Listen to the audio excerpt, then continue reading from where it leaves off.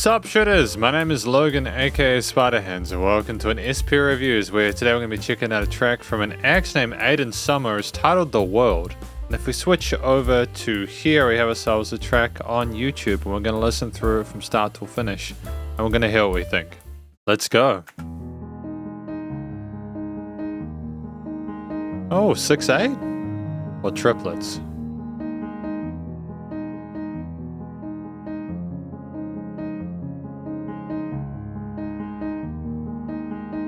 Oh, very nice piano there.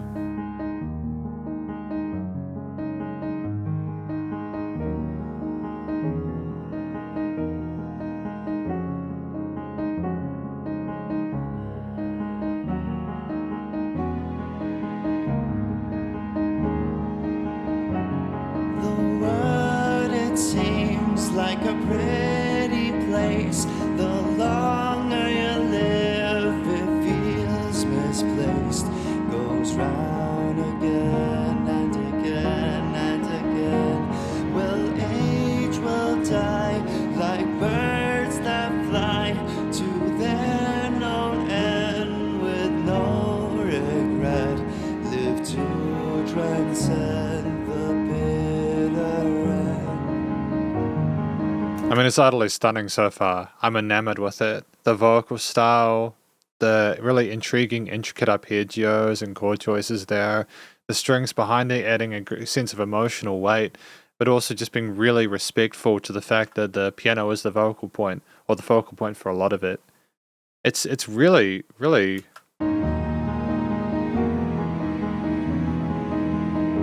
It's actually genuinely interesting.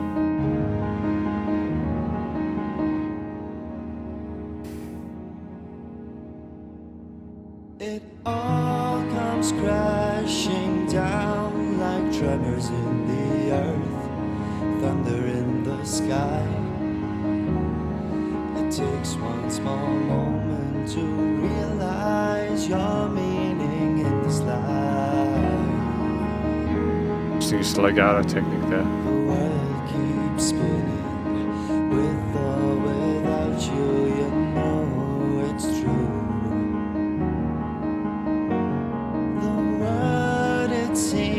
Like a pretty place.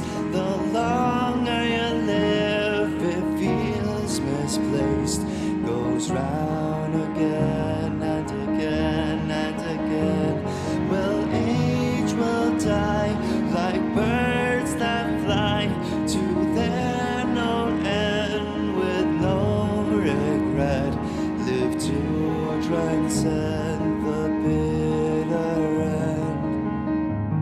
Live to transcend the bitter end. Feel comfortable knowing every second people are in pain or in joy somewhere in the world. Puts things into perspective. Hunger in our eyes, hunger for a better life.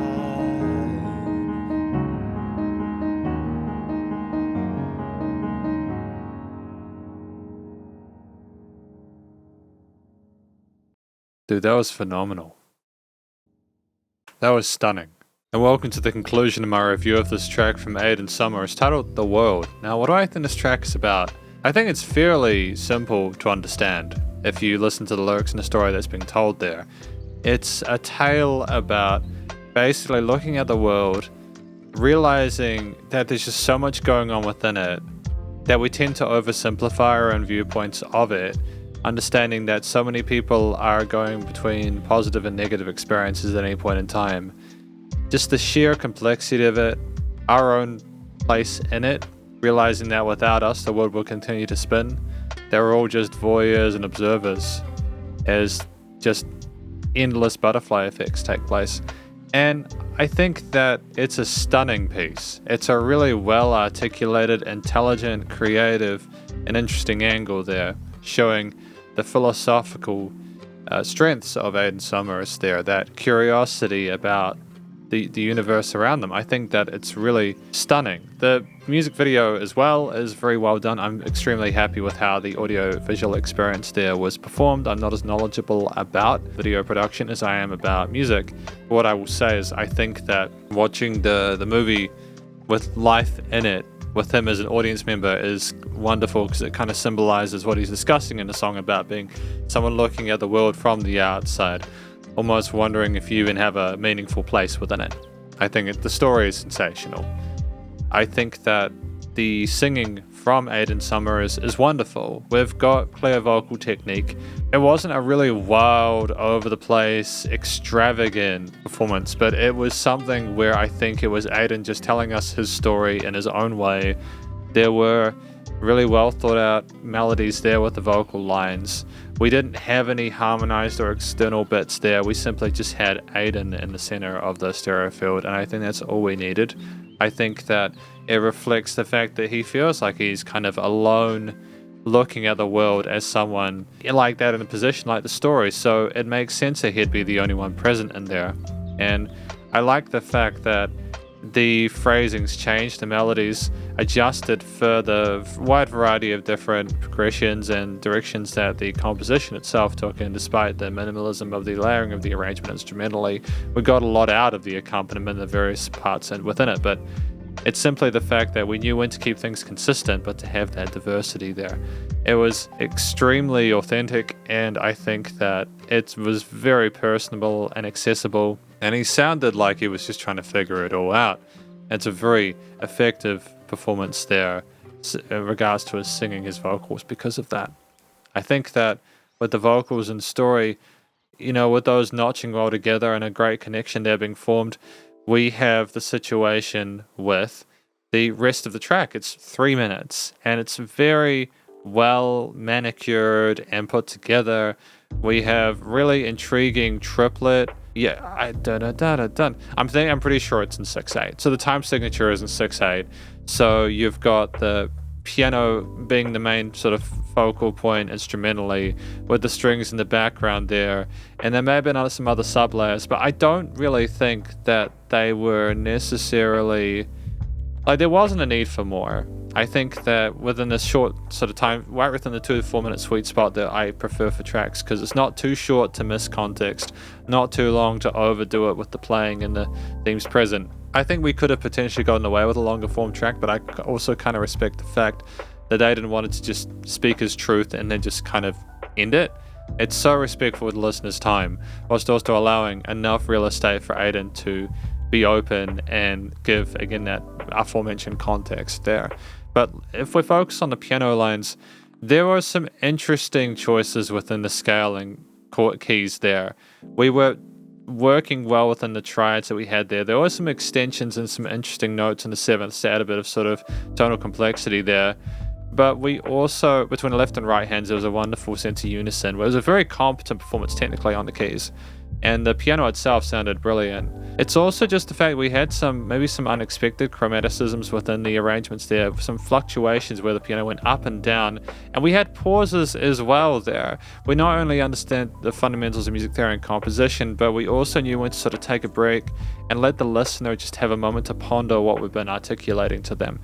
And I think that's really powerful because it shows that we don't feel the need to, shove music in there unless it's really necessary and important and effective. And it was. I think that it was a wonderfully effective performance from Aidan in the sense that we had several different concepts or bass lines, or without a bass, granted, but like the bass lines and the way the chord progression moved forward. We had several sections there, despite needing to have extra development there, because we didn't need development, the keys and the strings were enough. It's just we had those seamlessly integrate with each other with some pauses in between, the vocals becoming back as like a friendly face, a very warm, kind of caring kind of perspective on it. It was just a joy to listen to, despite how much we all really need to think about what he's talking about. I think that the story is incredibly compelling and thought-provoking, and it's really worth your time. If you want to listen to this in your own time without me occasionally pausing it, please, again, go do that. But in addition to that, it's just the situation where the strings in the background were a nice legato foil to it. They stuck with the whole notes there, had a great breadth and life to them. They were a wonderful contrast texturally to the more not pointed key parts, because there was reverb in them to sound sort of misty and make them not sort of too raw, but it was more a situation where we had like yin and yang, you know. The thoughts maybe be the keys like dun dun dun dun dun, and like the strings just floating on by. I'm wondering if that was potentially a way we could have interpreted that, but maybe that's just me kind of reaching too deep into the source.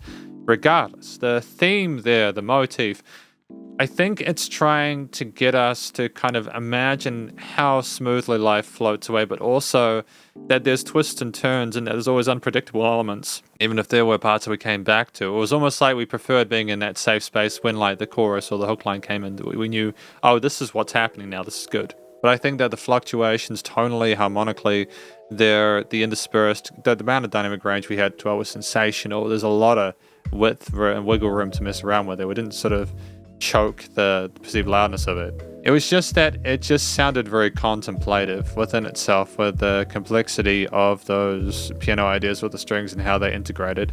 And I think that it was trying to measure up in several different ways to what the story was saying. I think it did that incredibly effectively. It's not a simple listen in the sense that you get it and you know, oh, that's like a C, G, A, F, A minor, F chord. You know what I mean? Like, there's a lot more to it than that. It's very mature and sophisticated. But it also was played in a way where it was welcoming, where it encouraged you to try and get involved in it. I think that's a beautiful thing. Finally, we had the studio recording, mixing, and mastering, where I think it was absolutely exceptional. The vocals had a great presence in the mix. It sounded commercial grade. The keys were nice and lifelike, and these strings were nicely surrounding the listener in the headphones in the stereo field there. So it was just like being wrapped in a warm, cozy blanket.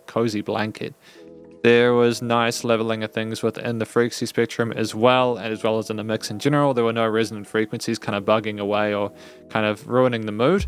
And in addition to that, we just had a wonderful situation here where, because of the fewer amounts of instrumental layers, things had more room to breathe. You could go down a little bit in the vocal range. You could go down a little bit at the keys, and it didn't cause an issue. Like, there were some points where Aidan went down to the bottom of his vocal range, but you could still hear the words clearly because of the amount of space there in that field there. It was really good.